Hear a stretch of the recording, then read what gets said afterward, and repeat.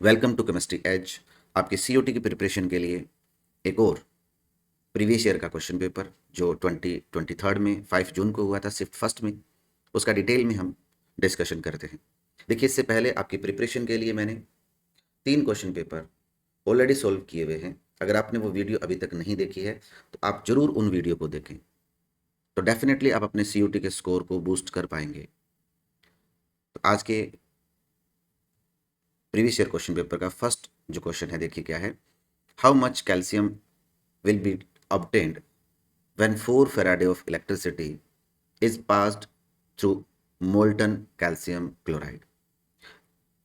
Concept same रहेगा, आपका जो इलेक्ट्रोलाइट है वो चेंज हो सकता है। तो इस क्वेश्चन को हम कैसे सोल्व करेंगे, देखिए हमें पता है कि जो कैल्शियम है that exist in the form of calcium 2 positive, then ये 2 इलेक्ट्रॉन गेन करता है और डिपॉजिट होता है इन द फॉर्म ऑफ कैल्शियम। अगर मैं 1 मोल की बात करूं, अगर 1 मोल कैल्शियम आयन आपके पास है तो उनके लिए 2 मोल ऑफ इलेक्ट्रॉन चाहिए, देन 1 मोल कैल्शियम डिपॉजिट होगा। 1 मोल कैल्शियम का मतलब 40 ग्राम कैल्शियम, 2 मोल इलेक्ट्रॉन का मतलब चार्ज आपके पास कितना है, 2 फेराडे है। अब कितना पास किया जा रहा है, 4 फेराडे पास किया जा रहा है। इसका मतलब 4 फेराडे किसके लिए सफिशिएंट होगा, 2 मोल ऑफ कैल्शियम आयन के लिए। इसका मतलब कैल्शियम जो डिपॉजिट होगा वो कितना डिपॉजिट होगा, 2 मोल डिपॉजिट होगा। 2 मोल कैल्शियम का मतलब हो गया 80 ग्राम कैल्शियम। तो यहाँ आपका ऑप्शन क्या हो जाएगा, C option is the correct answer for this question. Next देखिए, नेक्स्ट क्वेश्चन आपसे पूछा गया है कि 0.01 m aqueous solution of flowing salt were prepared. Their conductivity values were measured at 25 degree centigrade. Which of following will possess highest conductivity at 25 degree centigrade. अब देखिए, अगर हम कंडक्टिविटी की बात करें तो वो नेचर ऑफ इलेक्ट्रोलाइट के ऊपर डिपेंड करती है, वो कंसंट्रेशन के ऊपर डिपेंड करती है। यहाँ कंसंट्रेशन तो सबकी सेम है, नेचर ऑफ इलेक्ट्रोलाइट क्या है आपके, डिफरेंट है। जिसका जितना ज़्यादा डिसोसिएशन होगा, दैट मीन जो स्ट्रॉन्ग इलेक्ट्रोलाइट है इनमें से, उसकी कंडक्टिविटी सबसे ज़्यादा होगी। तो यहाँ अगर मैं नेगेटिव आयन की बात करूँ तो सबके साथ नेगेटिव आयन जो है वो कॉमन है, Cl नेगेटिव आयन। तो LiCl आपको पता है प्रोबेबली ये जो कंपाउंड होता है ये कोवलेंट नेचर का होता है। जब आप लिथियम क्लोराइड से सीजियम क्लोराइड तक जाते हैं तो नेचर जो बॉन्ड है वो आयनिक होती जाती है, और इसकी वजह से क्योंकि CaCl में सबसे ज़्यादा आयनिक करेक्टर हैं, इसलिए इसकी जो कंडक्टिविटी होगी वो सबसे ज़्यादा होगी। नेक्स्ट क्वेश्चन देखिए, विच of following amine can be prepared by Gabriel synthesis. अब देखिए, गैब्रियल सिंथेसिस से हमें पता है 1 डिग्री एलिफेटिक एमीन्स प्रिपेयर किए जाते हैं। एरोमेटिक अमीन तो बनती ही नहीं है 1 डिग्री। अब इनमें 1 डिग्री एलिफेटिक अमीन्स जो होंगे वो हमारा राइट आंसर होगा। देखिए, एनिलीन एरोमेटिक है, आप इसको कैंसिल कर सकते हैं। एन मिथाइल बेंजिल अमाइन, यानी ये भी सेकेंडरी अमाइन है, इसको भी आप कैंसिल कर सकते हैं। आइसोब्यूटाइल अमाइन, आइसोब्यूटाइल अमाइन क्या हो जाएगा आपका, ये आपका आइसोब्यूटाइल ग्रुप हो गया, और इस पर हमने अमीनो ग्रुप लगाया। तो ये 1 डिग्री एलिफेटिक अमाइन है तो प्रिपेयर की जा सकती है।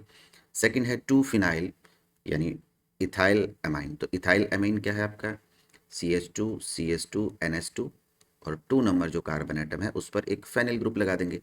तो ये भी क्या है आपकी 1 डिग्री एलिफेटिक अमीन, ये भी क्या है 1 डिग्री एलिफेटिक अमीन। तो ये दोनों ही प्रिपेयर किए जा सकते हैं, दैट मीन A और B।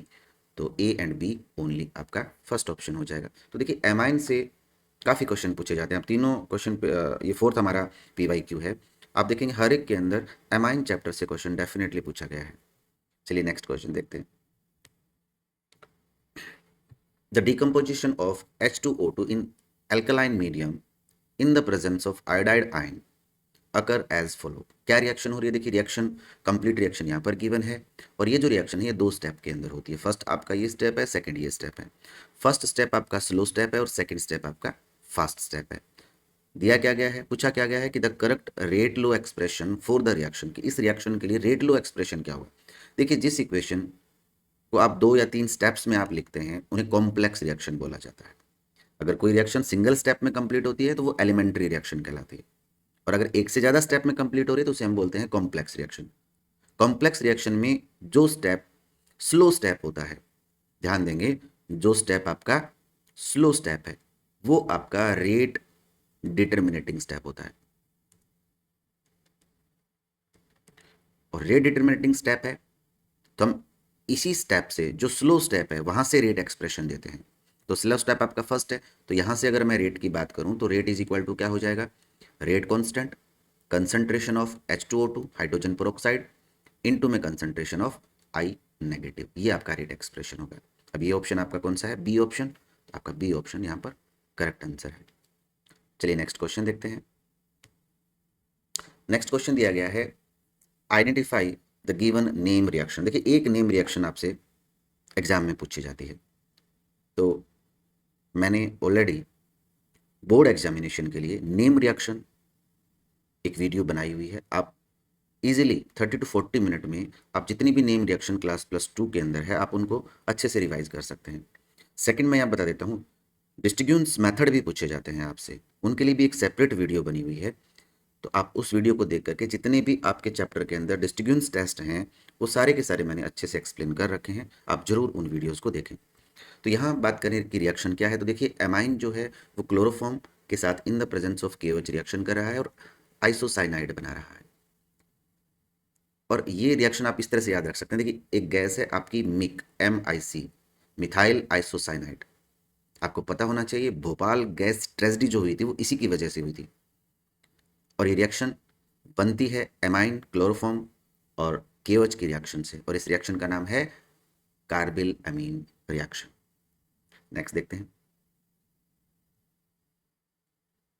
Arrange the following compound in the order of their increasing boiling point.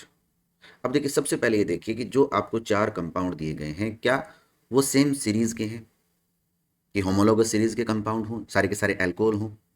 तो देखिए अगर मैं बॉइलिंग पॉइंट की बात करता हूँ तो वो एक तो डिपेंड करता है कि जो आपको मॉलिक्यूल दिए गए हैं उनके बीच में किस तरह का फोर्स ऑफ अट्रैक्शन है। अगर सारे मान लीजिए अल्कोहल होते तो बॉइलिंग पॉइंट डिपेंड करता मॉलिक्यूलर मास के ऊपर। जो मोलर मास अगर इंक्रीज होता है तो वंडरवाल फोर्स इंक्रीज होते हैं और बॉइलिंग पॉइंट इंक्रीज होता है। सेकंड, अगर आपको आइसोमेरिक कंपाउंड दिए गए हैं तो आइसोमेरिक कंपाउंड में जैसे जैसे ब्रांचिंग इंक्रीज होती है वैसे वैसे बॉइलिंग पॉइंट जो है वो क्या होता जाता है, डिक्रीज होता जाता है। और अगर डिफरेंट कंपाउंड आपको दिए गए हैं तो आप देखिए किस में किस तरह का अट्रैक्टिव फोर्सेज है अमंग द मॉलिक्यूल्स।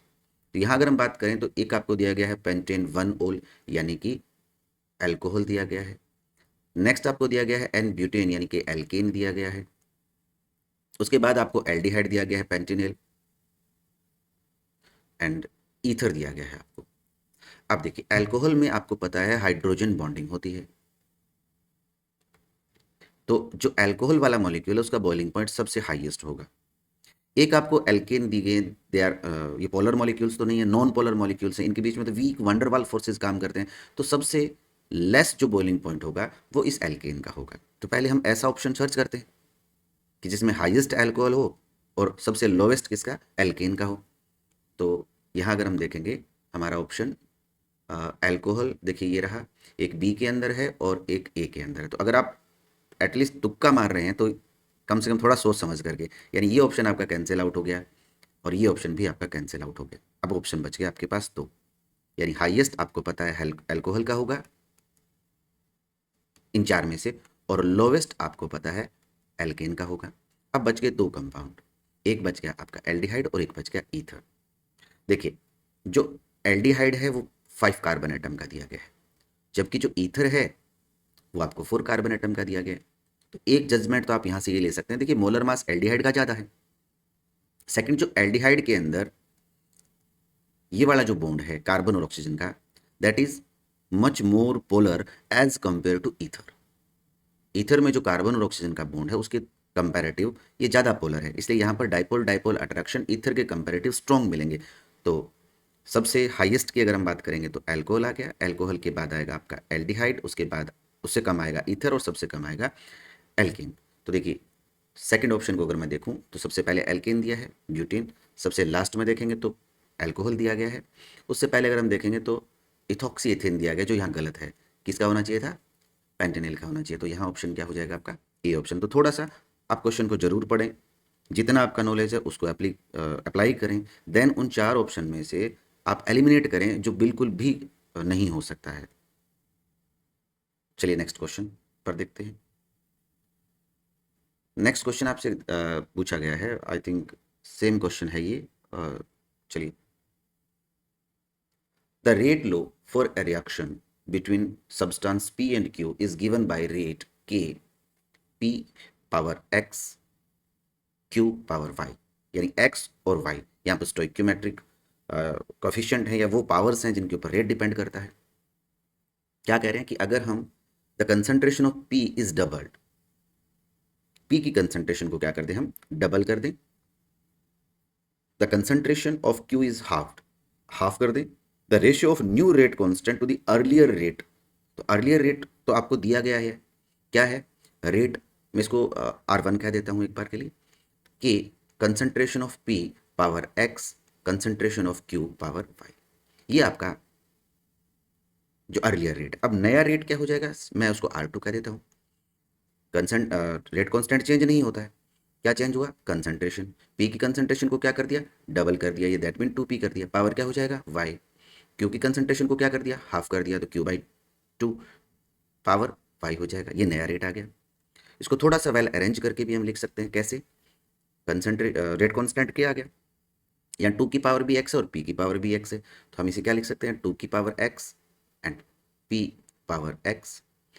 अगर मैं इसे लिखूंगा तो क्या लिख सकते हैं, q की पावर y और 2 की पावर y, ऊपर जाएगा तो क्या हो जाएगा, 2 की पावर -y और q पावर y। ये हो गया आपका जो नया रेट है वो रेट आ गया। अब ये कह रहा है कि रेशियो पूछा है किसका, न्यू रेट का अर्लियर रेट के साथ। तो न्यू रेट को हमने R2 से एक्सप्रेस किया है, जो क्या है आपका K concentration of P power X concentration of Q power Y, साथ में क्या है 2X 2 power -5 divided by earlier rate क्या है, K concentration of P power X concentration of Q power Y।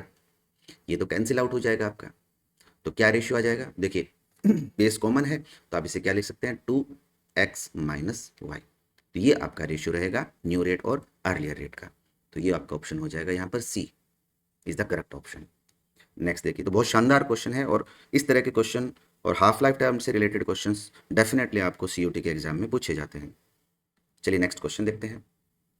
For the reaction, क्या reaction given है, 5Br negative plus BrO3 negative plus 6H positive form 3Br2 plus 3H2। The rate of the reaction is, कि rate of reaction क्या होगी, तो देखिए rate of reaction क्या हो जाएगी, -1/5 change in concentration of Br, जो Br की कंसंट्रेशन में जो चेंज आ रहा है, divided by delta T, equal to क्या लिख सकते हैं, minus change in concentration of BrO3 negative divided by time taken, equal to क्या लिख सकते हैं, -1/6, क्योंकि रेट के अंदर जो भी स्टोइक्योमेट्रिक कोएफिशिएंट है वो डिवाइड में चला जाता है, change in concentration of H positive ion divided by time taken, equal to, अब आगे आपका प्रोडक्ट तो पॉजिटिव साइन आ जाएगा, 1/3 change in concentration of bromine divided by delta T, equal to 1/3 change in concentration of water divided by time taken. अब देखिए क्या कह रहा है कि 1/5 of rate of disappearance of Br negative ions. देखिए अगर मैं यहाँ पर स्टोइक्योमेट्रिक कोएफिशिएंट यूज ना करूँ तो ये डिसअपियरेंस ऑफ ब्रोमाइड आयन कहलाएगा। तो अगर ये 5 इधर चला गया तो जो रेट ऑफ रिएक्शन है डेफिनेटली वो आपका, देखिए जो रेट ऑफ रिएक्शन है वो 1/5 तो है किसका, सिर्फ ये टर्म क्या कहलाती है, ये टर्म कहलाती है disappearance of, rate of disappearance of Br negative. तो बिल्कुल सही है ये कि 1/5 ही है रेट इसका, तो ये ऑप्शन आपका सही है। 1/5 of rate of formation of bromine, तो ब्रोमीन तो इस स्टेप में बन रही है और ये है ब्रोमीन के फॉर्मेशन का रेट, जो कि रेट ऑफ रिएक्शन का तो 1/3 है, जबकि ये 1/5 बता रहा है, इसका मतलब ये भी गलत है। 1/3 of rate of disappearance of Br3 negative, नहीं यहाँ पर तो कोई स्टोइक्योमेट्रिक कोएफिशिएंट ही यूज नहीं हुआ है, तो जो इसके डिसअपियरेंस की रेट है वो ही रेट ऑफ रिएक्शन है, जबकि ये कह रहा है 1/3, गलत है ये। 1/4 of rate of formation of water, नहीं वाटर का जो फॉर्मेशन का जो रेट है यानी रेट ऑफ रिएक्शन जो है वो वाटर के फॉर्मेशन के रेट का 1/3 है, न कि 1/4 है। तो ये भी गलत है, तो आपका ऑप्शन क्या हो जाएगा यहाँ पर? ए ऑप्शन हो जाएगा। नेक्स्ट देखिए, वी हैव 4 एक्वा सॉल्यूशंस, जिनमें एक है आपका 0.1 m NaCl, दूसरा है 0.01 m NaCl, थर्ड वन है 0.01 m BaCl2 and last one is 0.01 m sucrose. पूछा क्या गया है? Choose the correct increasing order of van't Hoff factor. देखिए वांट ऑफ फैक्टर आई क्या होता है? Number of particles after dissociation और association divided by number of particle before association और डिसोसिएशन। अब NaCl की अगर मैं बात करूं सपोज, तो जब ये डिसोसिएट होता है तो आपको दो पार्टिकल मिलते हैं, एक Na पॉजिटिव मिलता है और एक Cl नेगेटिव मिलता है। तो I की वैल्यू NaCl के लिए क्या हो जाएगी? 2 हो जाएगी। कंसंट्रेशन तो कोई सी भी कंसंट्रेशन हो, NaCl तो स्ट्रॉन्ग इलेक्ट्रोलाइट है, तो 100% डिसोसिएट होता है। तो दोनों ही केसेस के अंदर जो I की वैल्यू, वांट ऑफ फैक्टर की वैल्यू है NaCl के लिए क्या रह जाएगी? 2 रह जाएगी। अगर मैं बेरियम क्लोराइड के लिए देखूंगा तो ये वैल्यू क्या हो जाएगी? 3 हो जाएगी। अगर सुक्रोज के लिए वैल्यू देखेंगे तो सुक्रोज तो एक नॉन इलेक्ट्रोलाइट है, तो ना तो ये एसोसिएट होता है ना ही डिसोसिएट, तो 1/1 यानी वैल्यू क्या हो जाएगी? 1 हो जाएगी। आपसे पूछा क्या गया है? इंक्रीजिंग ऑर्डर पूछा गया है। तो सबसे ज़्यादा किसका होगा? सबसे ज़्यादा होगा सी वाले का, यानी यहाँ आई सी मैंशन, इसके लिए आई सी मैंशन कर रखा है, इसके लिए आई बी मैंशन कर रखा है, इसके लिए आई ए मैंशन कर रखा है और इसके लिए आई डी मैंशन कर रखा है। तो सबसे हाईएस्ट किसके लिए? सी के लिए। तो देखिए यहाँ सी एक ही ऑप्शन में है, तो कई बार एक ही ऑप्शन अगर आप अच्छे से निकाल लेते हैं तो बाकी के ऊपर आपको देखने की जरूरत नहीं है। और इनके लिए इक्वल है ही, तो देखिए यहाँ पर इक्वल है और सबसे कम डी के लिए 1 है। चलिए नेक्स्ट क्वेश्चन देखते हैं। नेक्स्ट क्वेश्चन आपसे मैचिंग टाइप का क्वेश्चन पूछा गया कि SN1 रिएक्शन। अब SN1 रिएक्शन में कार्बोकेटाइन बनता है और कार्बोकेटाइन जो है आपका प्लेनर होता है। अब इस पर इनकमिंग जो न्यूक्लियोफाइल है वो कहीं से भी अटैक कर सकता है, either from this side either from this side. तो क्या बनता है? अगर ये ऑप्टिकल एक्टिव कंपाउंड है तो D और L इक्वल प्रोपोर्शन में बनते हैं, इसलिए रिजल्टेंट जो स्पेसिफिक रोटेशन आता है वो 0 आता है। और इस तरह के मिक्सचर को हम क्या कहते हैं? रेसमिक मिक्सचर कहते हैं। तो यानी SN1 के अंदर रेसेमाइजेशन होता है, तो ये आपका ए के साथ आप थर्ड मैच करेंगे। उसके बाद है ब्रोमिनेशन ऑफ एल्कीन, कि जब आप एल्कीन का ब्रोमिनेशन करते हैं तो देखिए जब ब्रोमिनेशन करेंगे तो पास पास के जो कार्बन एटम है उनके ऊपर ब्रोमीन एटम अटैच हो जाएगा। अब दो तरह के हैलाइड होते हैं, एक तो वो हैलाइड जहां एक ही कार्बन के ऊपर दो हैलाइड होते हैं, और दूसरा जिसके अंदर जो नियरेस्ट कार्बन यानी एडजेसेंट कार्बन एटम के ऊपर आपका हेलोजन एटम अटैच होता है। अब इसे आप क्या कहेंगे? अगर पास पास के कार्बन एटम के ऊपर है तो उसे विसिनल डाइहैलाइड कहा जाता है, विस, और इसे बोला जाता है जैम डाइहैलाइड। एक ही कार्बन एटम के ऊपर है, तो यहां से क्या है आपका? विसिनल डाइहैलाइड, यानी फर्स्ट आपका हो जाएगा। एल्काइलिडीन हैलाइड, देखिए इन्हीं एल्किल हैलाइड को एल्काइलिडीन हैलाइड कहा जाता है। ध्यान देंगे, एक ही कार्बन पर अगर दो हैलोजन है तो उनका कॉमन नेम क्या होता है? एल्काइलिडीन हैलाइड होता है। यानी जो जेम डाई हैलाइड है, यानी कौन सा हो गया? सेकंड हो गया। उसके बाद डिहाइड्रो हैलोजनेशन ऑफ एल्किन, यानी एक हैलोजन एटम और पास के कार्बन एटम पर जो कि जनरली बीटा हाइड्रोजन निकलता है उसे बोला जाता है डिहाइड्रो हैलोजनेशन। और किसकी फॉर्मेशन होती है? एल्कीन की फॉर्मेशन होती है। और इस एल्कीन की फॉर्मेशन अगर एक से ज़्यादा बीटा हाइड्रोजन है तो हम किस रूल के अकॉर्डिंग करते हैं? सेथजेफ रूल के अकॉर्डिंग करते हैं, जो क्या कहता है? More substituted alkene formed as a major product, क्योंकि वो ज़्यादा स्टेबल होती हैं। तो इसके साथ आपका आ जाएगा फोर्थ। तो देखिए यहाँ पर कौन सा ऑप्शन आपका, यानी third first second, third first second और फोर्थ, आपका डी ऑप्शन यहाँ पर हो जाएगा। चलिए नेक्स्ट क्वेश्चन देखते हैं।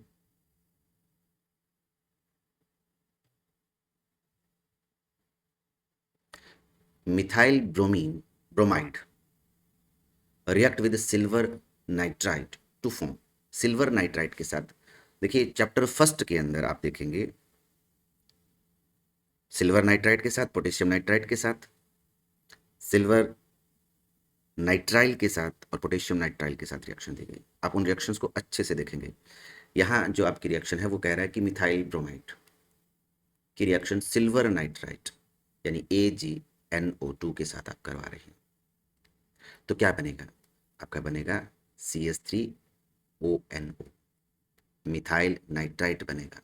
तो ऑप्शन क्या हो गया आपका? Methyl nitrite. देखिए इथेन का तो इथेन नाइट्राइल का तो मतलब ही नहीं है, 2 कार्बन कहाँ से लाएंगे? ग्रिग्नार्ड रिएजेंट का भी कोई मीनिंग नहीं है। नाइट्रोमेथेन, तो इसके लिए नाइट्रोमेथेन की भी पॉसिबिलिटी नहीं है। हाँ, KNO2 के साथ अगर रिएक्शन होती तो नाइट्रोमीथेन बनता। चलिए, इसलिए मैं कह रहा हूँ इंटरेस्टिंग रिएक्शन आप जरूर देखें चैप्टर फर्स्ट के अंदर। नेक्स्ट क्वेश्चन देखते हैं। द वॉल्यूम ऑफ मिक्सिंग यानी delta V is not equal to zero. अब नॉट इक्वल टू जीरो का मतलब है ये आपका सॉल्यूशन कैसा है? नॉन आइडियल सॉल्यूशन है।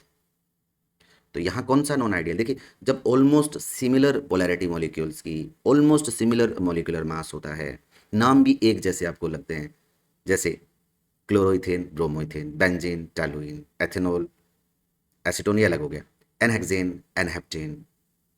तो ये सारे के सारे आइडियल सॉल्यूशन है। कौन कौन से? ए, बी और डी। सी की अगर हम बात करेंगे तो यहां पर delta V is not equal to zero होता है, क्योंकि एक नॉन आइडियल सॉल्यूशन है। बाकी ए, बी और डी की अगर हम बात करें तो आइडियल सॉल्यूशन है। नेक्स्ट देखिए,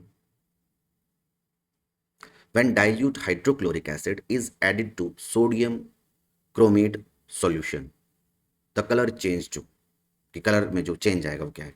तो देखिए, रिएक्शन अगर हम देखते हैं यहाँ पर, तो रिएक्शन होती है HCl की रिएक्शन करवानी है सोडियम क्रोमेट के साथ, Na2CrO4 के साथ। इस केस में बनता क्या है? डाइक्रोमेट बनता है, Na2Cr2O7। और आपको पता है इसका कलर कैसा होता है? ऑरेंज कलर होता है। तो आपका ऑप्शन क्या हो जाएगा? डी ऑप्शन हो जाएगा। नेक्स्ट क्वेश्चन दिया गया है कि लोवेस्ट डेल्टा O की वैल्यू, यानी जब आपका क्रिस्टल फील्ड स्प्लिटिंग होती है तो T2G और EG के बीच का जो एनर्जी गैप होता है उसे हम डिनोट करते हैं किससे? डेल्टा O से। अब ये डिपेंड करता है आपके लिगेंड की फील्ड स्ट्रेंथ के ऊपर। अगर स्ट्रॉन्ग फील्ड लिगेंड है तो डेल्टा O की वैल्यू ज़्यादा होती है, वीक फील्ड लिगेंड है तो वैल्यू कम होती है।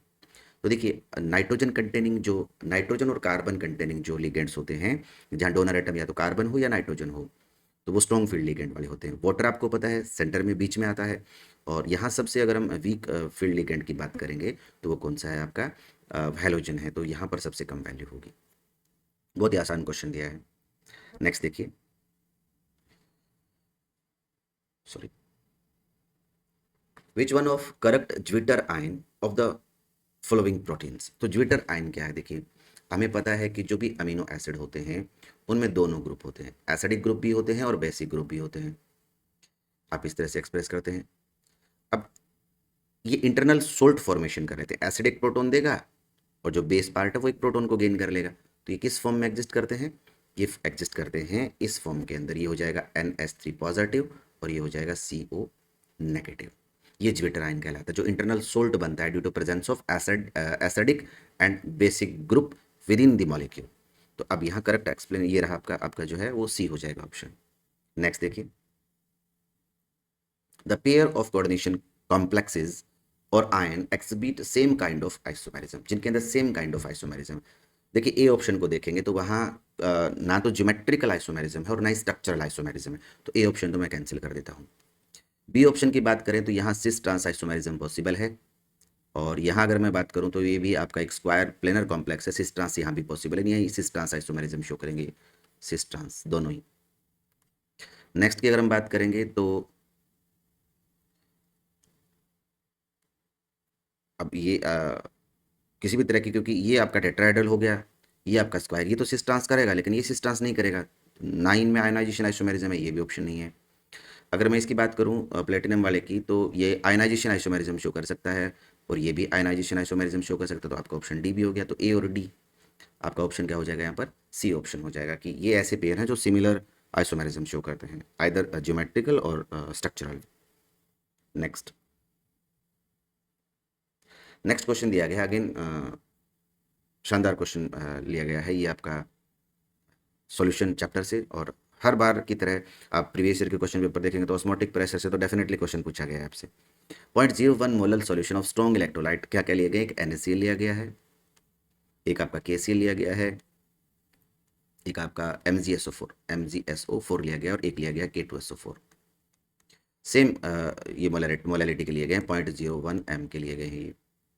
विच of following statement is correct regarding their osmotic pressure. देखिए osmotic pressure pi is equal to क्या होता है, CRT होता है। अब देखिए कंसंट्रेशन तो सबकी सेम है, बट ये स्ट्रॉन्ग इलेक्ट्रोलाइट की बात कर रहा है, इसका मतलब डिसोसिएशन होगा, और डिसोसिएशन होगा तो क्या आएगा यहाँ पर, वॉन टॉप फैक्टर आएगा। तो आई की वैल्यू इन तीन के लिए तो सेम है, कंसंट्रेशन भी सेम है, आर कांस्टेंट है, टी टेम्परेचर भी सेम रहेगा, तो इन तीनों का तो ऑस्मोटिक प्रेशर सेम होगा। बट इसका ऑस्मोटिक प्रेशर सेम नहीं होगा, इनसे ज़्यादा होगा। तो all of them exhibit equal osmotic pressure, बिल्कुल गलत बात है, सबका ऑस्मोटिक प्रेशर बराबर नहीं। Osmotic pressure of all of them are different, नहीं सबका डिफरेंट कहा है, तीन का सेम है। MgSO4 has highest osmotic pressure, नहीं MgSO4 NaCl KCl का तो बराबर है। K2SO4 has highest osmotic pressure, बिल्कुल इसका हाईएस्ट ऑस्मोटिक प्रेशर है, और रीजन क्या है, want Hoff factor. Want Hoff factor की जो वैल्यू यहाँ पर आएगी वो 3 आएगी। नेक्स्ट देखते हैं। नेक्स्ट क्वेश्चन आपको अगेन मैच करना है, यहाँ पर एक डी और है ऑप्शन, मैं बता देता हूँ डी क्या है। डी गिवन है पेपर के अंदर कि न्यूक्लियोसाइड, और इधर जो डी दिया गया है वो आपका है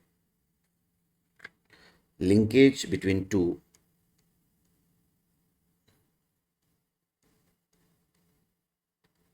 मोनोसेकेराइड यूनिट।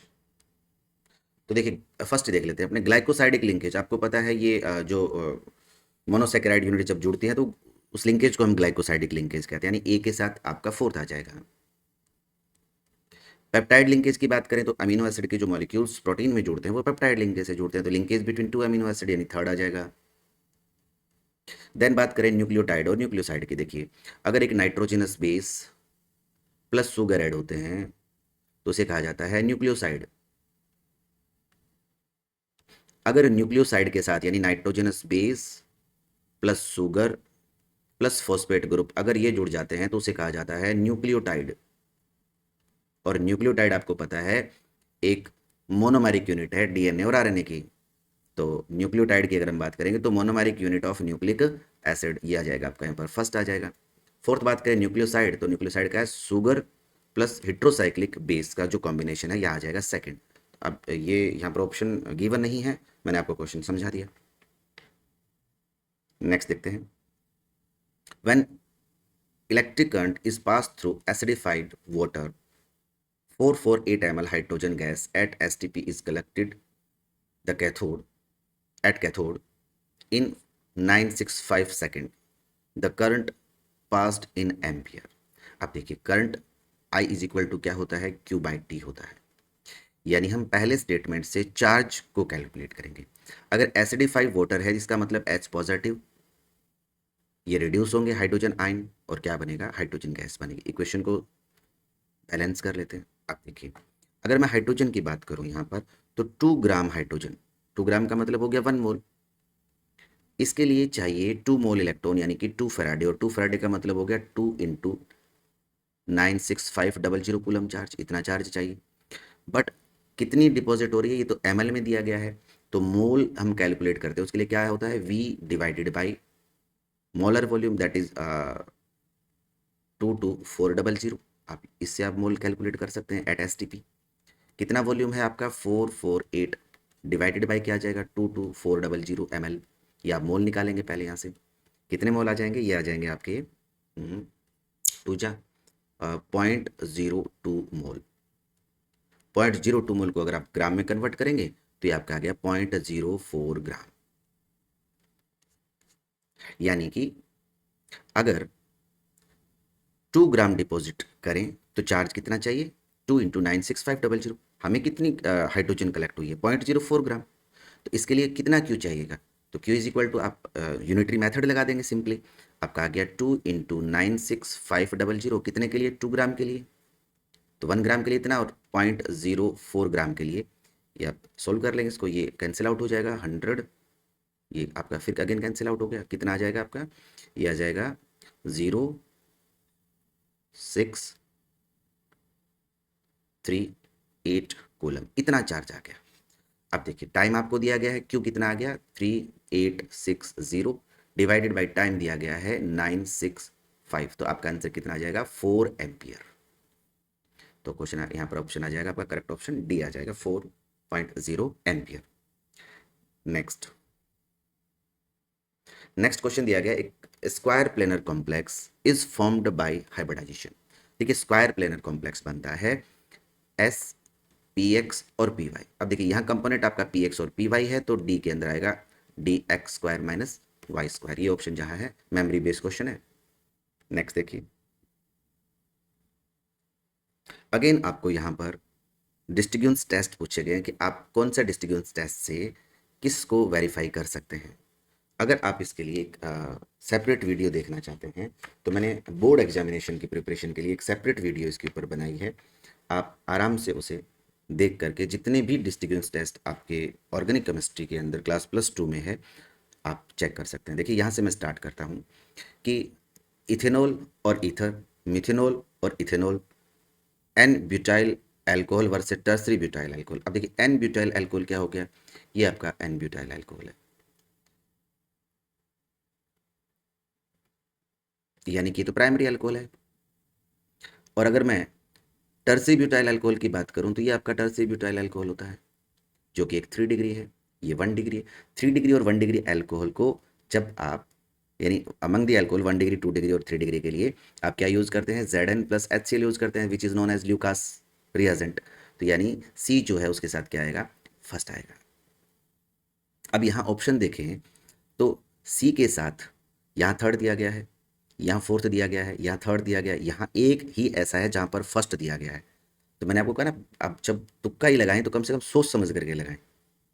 मैं बाकी बता देता हूँ आपको। देखिए मिथेनॉल और इथेनॉल को अगर आप डिस्टिंग्विश करना चाहते हैं, इथेनॉल क्या है आपका, इथेनॉल है CH3CH2OH, डाई इथाइल ईथर आपका C2H5OH, ये आपका क्या है।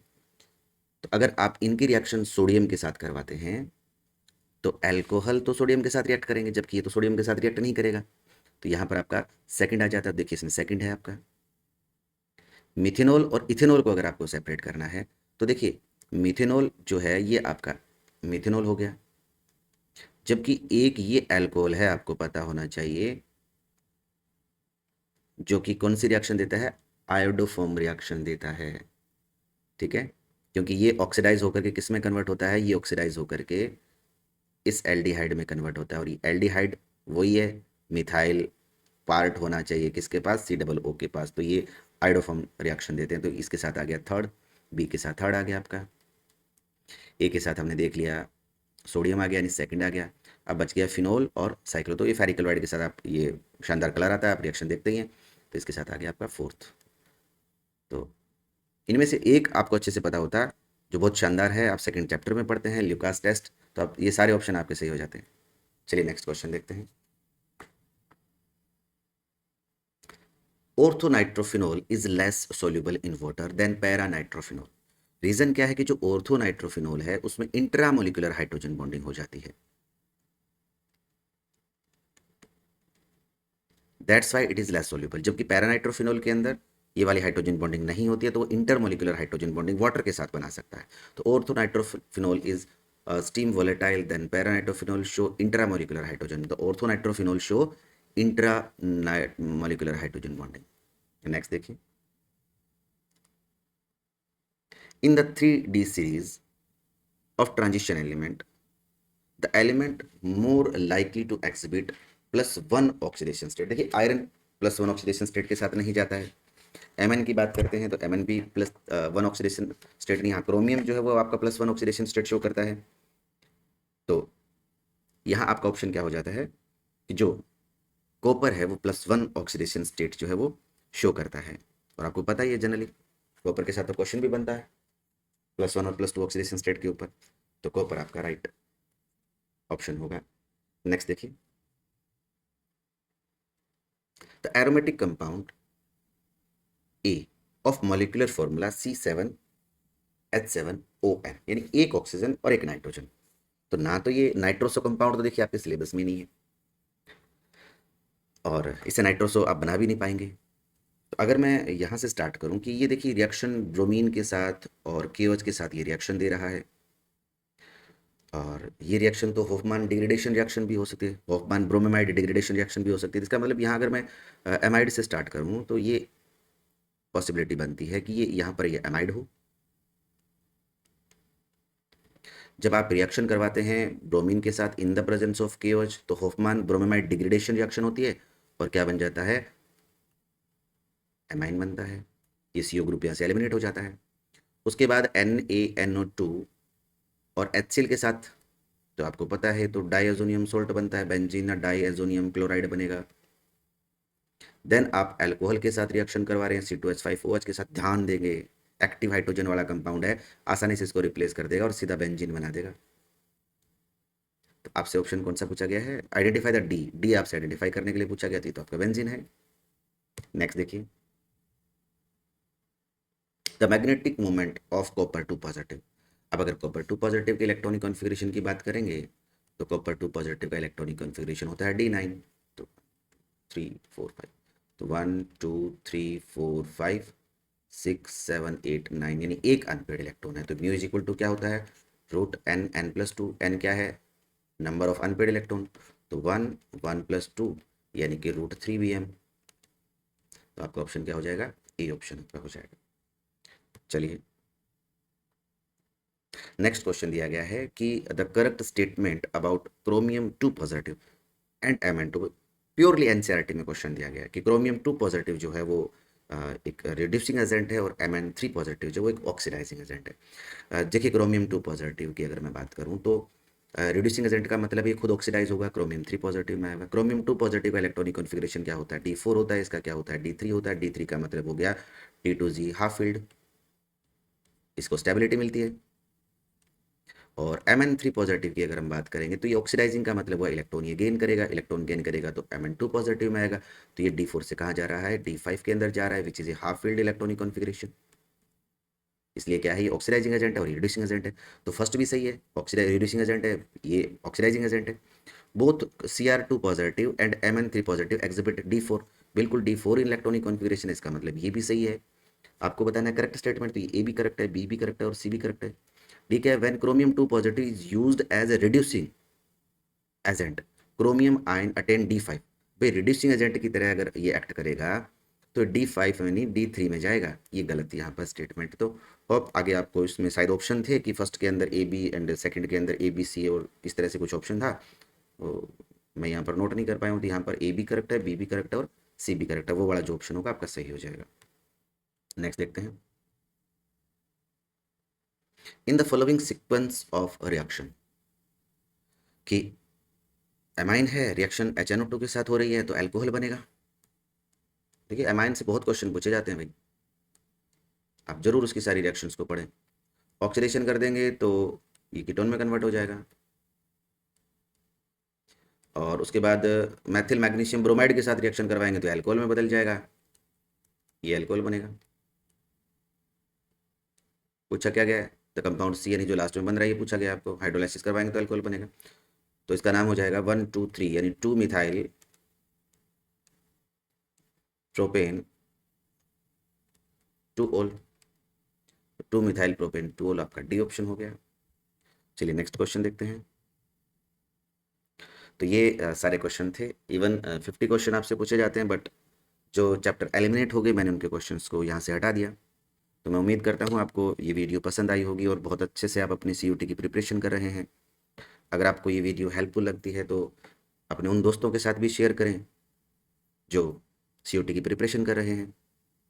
अगर आपको अपनी प्रिपरेशन में किसी भी तरह की हेल्प चाहिए, आपको किसी भी चैप्टर के नोट्स, ऑब्जेक्टिव प्रॉब्लम्स या कोई कॉन्सेप्ट जो आपको समझ नहीं आया है, तो आप मुझसे मेरे टेलीग्राम चैनल, जिसका लिंक मैं डिस्क्रिप्शन में दे दूंगा, आप जुड़ सकते हैं। और आप चैनल को जरूर सब्सक्राइब करें और अपनी बाकी दोस्तों को भी सब्सक्राइब करने के लिए बोलें। Thank you.